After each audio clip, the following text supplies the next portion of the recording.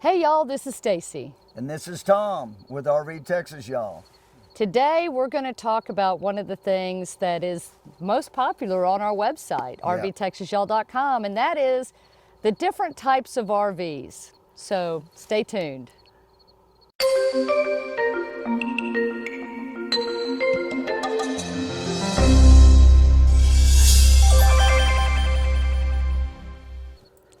Okay, so first off, let me say that the reason we're making this video is actually somebody in our Facebook community asked us for it. Yeah. And we do have a page on our website, rvtexasyall.com, under our RV tips section that explains it and kind of lays it out, has some pictures and things like that. So if you'd like more information, we invite you to jump over there. We'll put a direct link in the description. But I guess we'll start with like the smaller end, which would be like a pop-up camper. Yeah. And that's what my family started out in. There were 5 of us, and it was great. My parents slept on one end, my 2 brothers slept on the other end. I slept on the dinette that converted down into a bed, and we traveled all over the place in that. And I had a great time, fantastic memories from that pop-up camper. And a couple of the advantages real quick that I can think of right off the bat. Normally they're less expensive. And number 2 is you can store them almost anywhere. You know, you can fit them in your garage. You know, if you got a garage, great thing. And if it's in the garage, you're more likely to use it because you can access it right away. You don't have to take it to a storage lot. Saves you money because you don't have to store it at a storage place. So to me, those are 2 big advantages of a pop-up. Well, the nice thing about it, there's different types of kind of pop-up style campers now. You've got your traditional kind of tent canvas style pop-up. You've got some A-frame pop-ups, and you've got some other hard-sided pop-ups that compact down for travel. You usually don't need a big truck to pull most of those. Well, you don't even need a truck to pull some of them. And what's nice is if you're a tent camper and you're thinking that maybe you don't want to necessarily sleep on the ground anymore, maybe you want a little air conditioning from time to time or something like that, a pop-up can be a great kind of testing of the RV world to see if that's something you're interested in. Because if you buy kind of the traditional canvas style pop-up, you're still technically sleeping under canvas. You still have that sound from the rain and things like that. So you can zip out the windows for ventilation just like you would in a tent. So, you know, from that perspective, it can be a great option for a lot of people. Yeah, seems like that. I'd never stayed in a pop-up, but I could see that being an option. And of course, in some of the others they have, and travel trailers, but that won't be next. Our next one will be truck campers. And this one's a little more near and dear to my heart, is because when I was about 12 years old, my family went up to Alaska and took a 10-day trip or whatever throughout Alaska in a truck camper. And there were a bunch of us. We fit a bunch in that truck camper, and 2 dogs too. And it was one of the most memorable things of my life. And the nice thing about a truck camper is you can still have your truck. It doesn't have to stay in the back of your truck. They can come up out of there, and you can store them wherever. Some of them can maybe even still store in the garage. I don't know, but it may be tough to do. I think most of them are a little tall, but there are some that fold down. You know, they actually collapse down a little more. Yeah, so I'm not quite sure about that, but you still have access to your truck, you know. And when you go places, let's say you go to a state or national park or whatever, you're going to fit into all of them in a truck camper.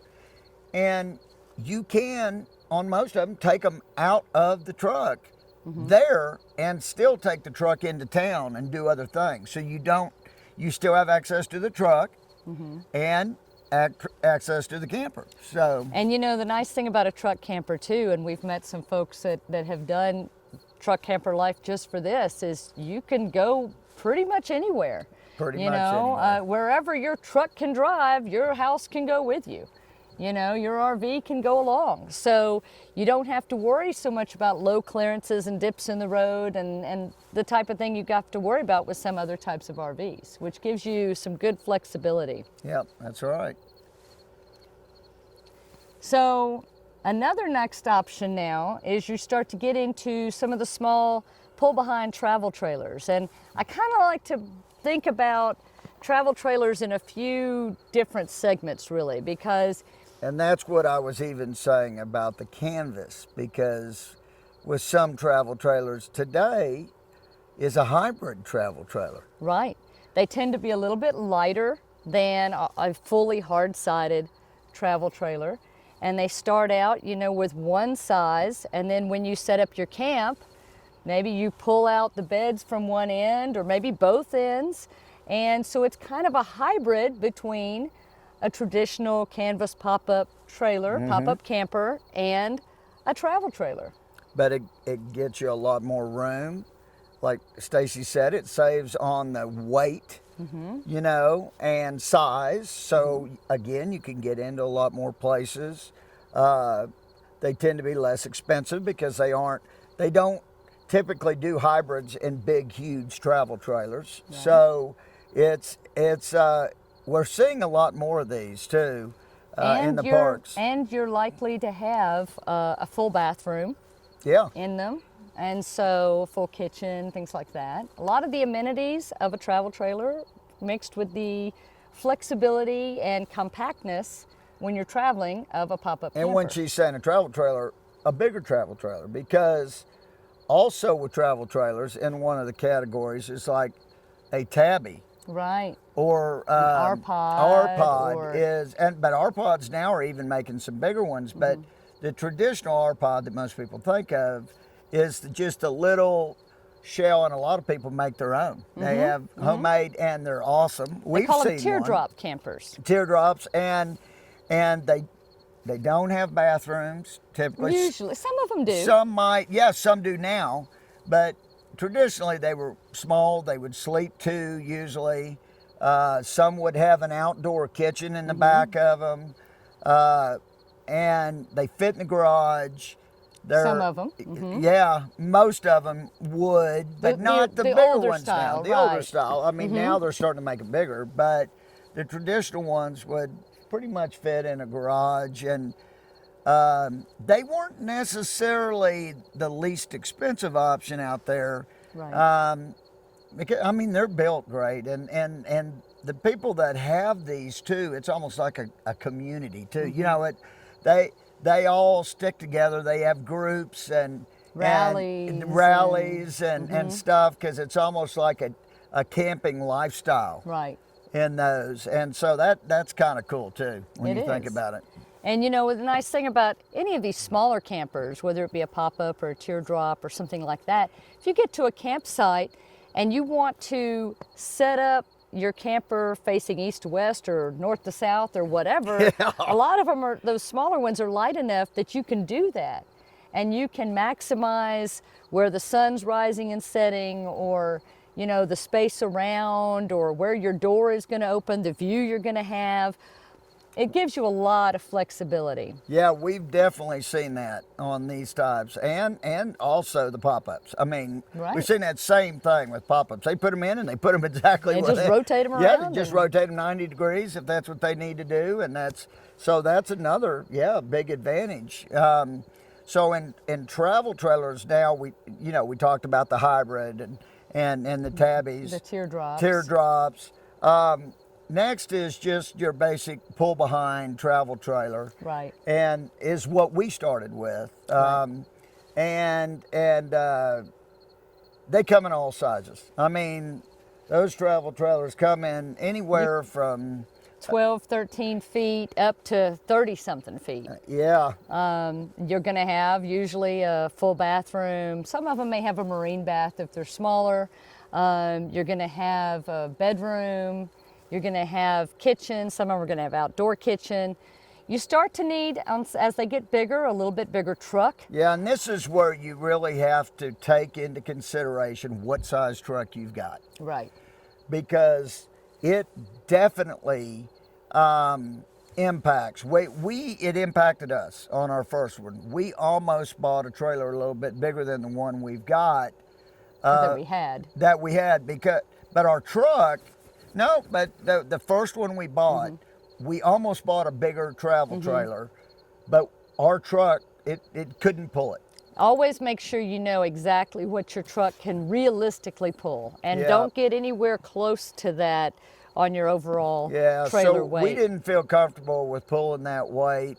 We may have been rated for that right at that rate, but it wasn't good enough. So we were happy with our first travel trailer, but those are the kind of considerations. And of course, as they get bigger, usually they have more sleeping quarters and bunk beds and outside kitchens and just all sorts of things. So there's a lot to be taken into, and the bigger they get, the more expensive they get. Right, and the heavier they get. And the heavier they get, and of course, Airstream falls into this category. Airstream's a travel trailer, for the most part. They used to make a Class A, and I guess now, and a Class B, but I guess they still do. Well, they make a B a Class now. B now, but but the one that everybody raves about all the time is the beautiful Airstream, the tin can or the travel whatever. trailer. And those, what you got to know is, one, they're not inexpensive, and they're heavy, but they're awesome. They're beautiful. I mean, but you've got to really look at the weights on the Airstreams. Right. So then you get into your fifth wheels. Now, this is still towable, but you need a big truck typically to pull a fifth wheel. And you start getting into some amazing living space. Some of these are like houses on wheels. I mean, it is just amazing. I think we live in we have a house on but wheels. But fifth wheels have a lot of living space. Yeah, there's no doubt about it. We've seen some fifth wheels that just boggle the mind. They're much bigger than some of the apartment complexes I lived in. They tend to be very tall and wide, and have a lot of them have a lot of slides. So when you get inside, you feel like you have a lot of space. A lot of them have some big storage bays, but you have to be careful because you want to make sure you don't overload those storage spaces. You know, just because you can carry a certain number of things doesn't mean weight-wise you can carry that number of things. So you always want to make sure that you're good on the weights. But a fifth wheel can be a great option for someone who's living longer term or traveling for longer term or spending a lot of time or traveling with a lot of people, but maybe you're not moving as often. But a lot of people love them. They are very popular. We see a lot of them. One thing that I think you need to think about if you're going to get a fifth wheel is, do you want a generator or not? They don't automatically come with generators, but when you start to get into that type of RV, I think you ought to seriously consider a generator because that can take you more places. Right. And you can do more things with a generator. And excuse me while I take off my sunglasses. We are losing our lights, so we're going to have to speed this up. Yeah, the sun went down, so...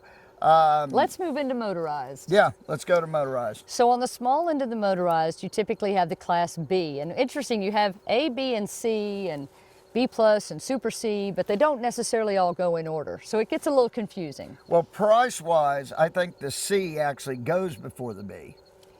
Maybe. Depends. Usually it does, because most of your new Bs, Airstreams, Heimers, they can get pretty pricey. They can get pretty pricey. But as far as space, size-wise, you're talking a B. You're definitely talking a B. It's a camper van, typically. And so, you know, this is a great thing for one or two people. We know folks that live in them, for sure. Absolutely. But, you know, you can go anywhere in them as far as any street. You don't have to worry about size constraints and things like that. You could get into any national park, any state park. You can camp in a tent site. Yes, absolutely, because we know people who have done that. That's right. And most of them come with generators, or they have a solar with a lithium batteries so they can self-sustain. So yes, you could normally in a B go just about anywhere. And if you can drive a van, You can be comfortable driving a B. Yep. Because it's a van. It's a and camper van. To me, though, the disadvantage, now a lot of people think this is an advantage, but to me the disadvantage is now I'm set up at a campsite, but I need to go into town. Well, I've got to take that van. Most likely you're not going to tow normally when you have a B, so you're going to take that B into, do you pick up everything around your campsite and put it in? Some people will leave some chairs or something in their campsite. Some people will. But you have to unhook everything if you're hooked up. Yeah. And take it in. So it could be a disadvantage. So to me, that's a disadvantage, but it's also on the other side, people see it as an advantage because they have one vehicle that is good for everything. Right. You know? And that's definitely a plus. No, that is a plus for sure. Yeah. So then you get into your C's or B pluses. Now there's kind of two here. Some people consider them both C's. The difference between a Class C, first, a Class C, you've seen a lot of these, I'm sure. This is your traditional motorhome that it's on a truck chassis basically, like a Ford or a Chevy, and it has a bunk that comes out over the cab that's normally a bed. And you see it go past like the top of the windshield. Right. And this is it's a very traditional style motorhome. Can sometimes sleep a good number of people. They come in a variety of lengths and sizes, some with slides, some without. A difference between a C and a B plus, which is technically also a C, is that top cab that sticks out, or the overhang over the cab that sticks out, that's normally a bed in a C.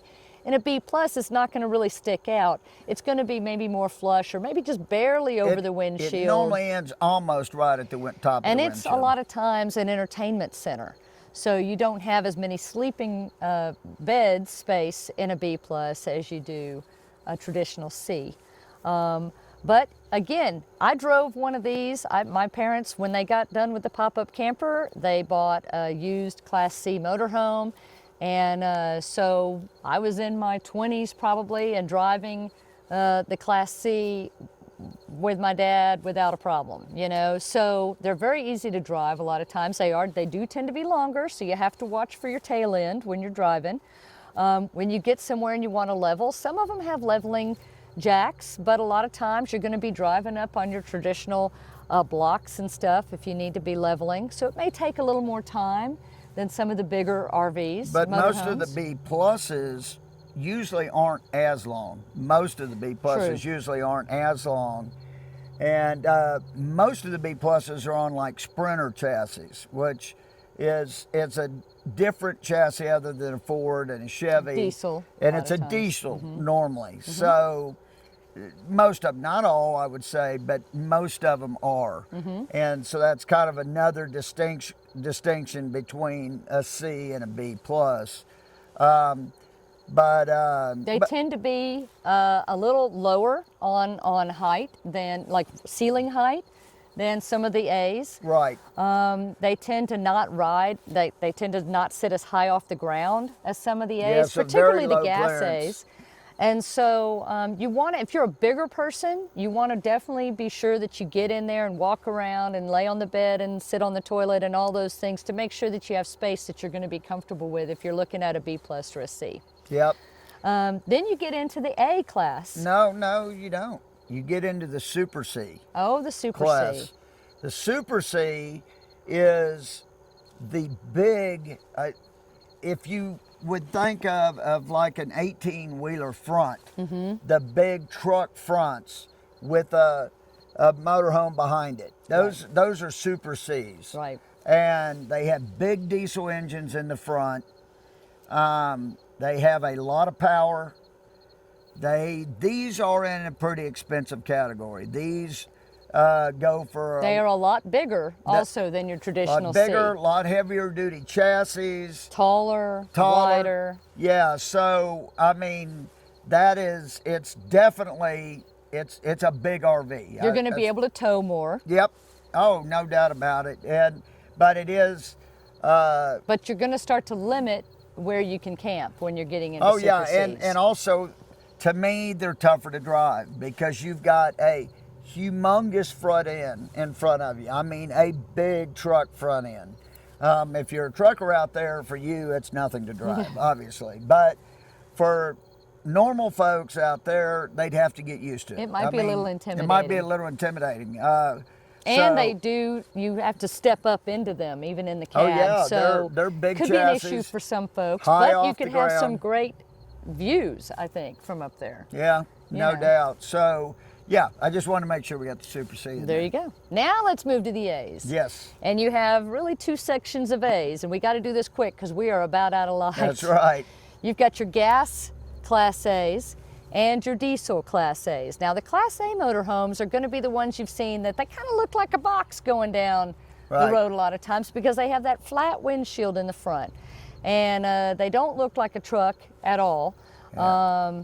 But your gas A's they're gonna have more space underneath them. They tend to sit up a little higher. They're gonna have a lot of times a V10 engine in them, so they're not gonna tow as much as the diesels, and they're gonna tend to be a little shorter than the diesels. But a lot of times those might have bunk beds in them. They might have drop-down bunks over the cabs, so you might be able to still sleep a lot of people. Our gas A could sleep 2 in the back, 2 over the bunk on the drop down, over the captain's chairs. We had a dinette that folded down. Yeah, and I mean the classic Winnebagos, that you've seen. Those are Class A gas.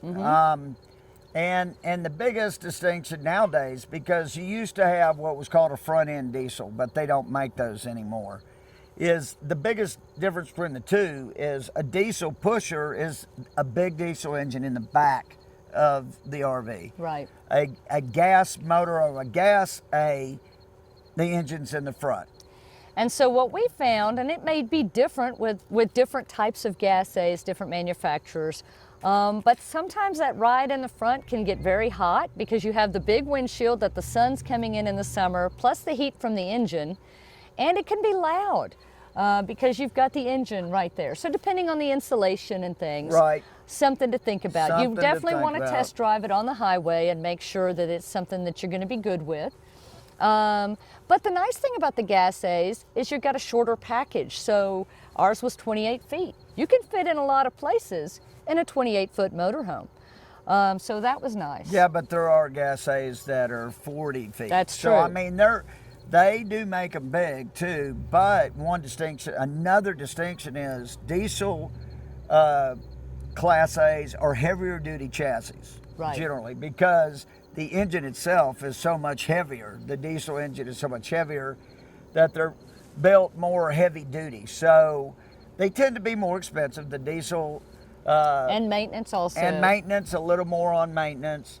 So another thing to consider, but they tend to be the diesel tends to be able to have a more higher hauling capacity, maybe able to haul a few more things weight-wise than a gas A. Right. On a gas A, you need to on both, you need to pay attention, but on a gas A, you really need to pay attention to how much can you put into that RV. And you also got to remember, that weight is including the passengers. So if it says you have a cargo capacity of 850 pounds and you have 4 big adults, you could already be close Right. to that weight. Big dogs. Big dogs. So that's just something to think about. Right. So a diesel, really the only difference, like he said, is going to be the engine in the back versus the gas A, the size. Diesel, you can get a diesel. I think we have the smallest diesel pusher, Class A, I think, that's being made new manufactured now, yeah. It's 31.5 feet long. They go up to 45 feet in length. So, you can get some that they are like palaces on wheels, no doubt about it. But you, again, like anything else, you just want to take some time, go through them and see what's going to work best for you. That's right. That's right. Well, I think we better wrap this thing up. before We're it gets losing our dark. light and our Yeah. neighbor is parking, so I hope you Yeah, can hear us. Sorry for the sound in the background. They're They're trying to get parked before it gets dark. yeah. So anyway, we hope this has been helpful. Again, we'll put a link in the description to the page on our website that has more information and also some pictures. We'll of put these the different stuff in types of that we RVs. forgot in this video. Absolutely. There definitely is some. I'm already thinking some up right now. So check that out. And if you have any other questions or anything you'd like to add, leave them in the comments. We always look forward to hearing that. Yeah. Until next time, y'all, if you haven't already subscribed, please do. Hit like if you enjoyed the video. Share it with your friends if you think Yeah. it'll be helpful. Please do. And we'll see you next time. Safe travels. And happy camping. Bye. Bye.